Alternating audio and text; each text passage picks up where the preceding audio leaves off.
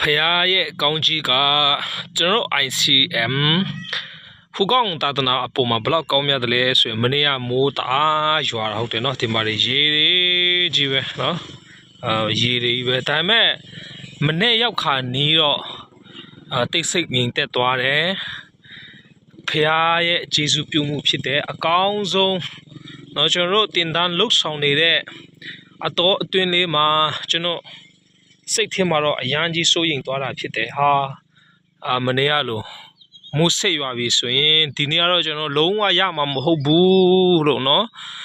ဒီတက်ကျွန်တော်မိုးထားတဲ့အမိုးလည်းမလုံးပါဖြစ်တဲ့ခါကျတော့ကျွန်တော်ရဲ့စိတ်ထဲမှာအရန်ကိုစိုးရိမ်သွားတာဖြစ်ပါတယ်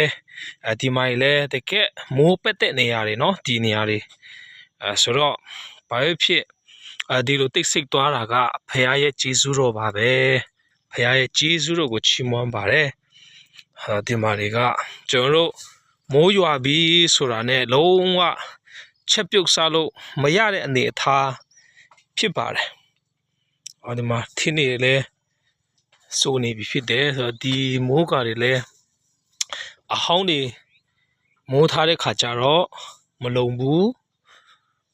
လုံးဝနော်မိုးပက်တယ်ထင်းနေလဲစိုးတယ်ဒီအခြေအနေဖြစ်ပါတယ်ဒါတော့တစ်တေခံခြင်းဖြစ်ပါတယ်ဖះကျွန်တော်ရဲ့အပေါ်မှာဘလောက်ကောင်းမြတ်တယ်လဲဆိုတဲ့အရာပေါ့နောက်ပြီးတော့သူ့ရဲ့သားသမီးတွေရဲ့အပေါ်မှာအများအားဂရုစိုက်နေတယ်သူ့ရဲ့အလုပ်အပေါ်မှာသူဘလောက်စိတ်ရောက်တယ်ဘလောက်သူ့ရဲ့အလုပ်ကိုသူ့အတွက်လုပ်နေတဲ့ဒီတင်တန်းကာလကိုသူဘလောက်နှစ်သက်တယ်လဲဆိုတဲ့အရာတွေတစ်တေခံခြင်းဖြစ်ပါတယ်နော်ဘာဖြစ်ဒီနေ့လည်းဆက်သွားမှာဖြစ်တယ်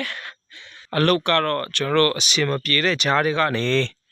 ဖြစ်မြောက်ခဲ့ပါပြီမပြည့်စုံတဲ့အထဲကနေကျွန်တော်ပြည်စီဖို့ရန်အတွက်အောင်မြင်ဖို့ရန်အတွက်ကျွန်တော်တို့လန်တဝက်ကြိုးနေပါပြီဆိုတဲ့အရာကိုအားလုံးကိုတည်တည်ခံဝင်မြခြင်းပါတယ်ကျေးဇူးတင်ပါတယ်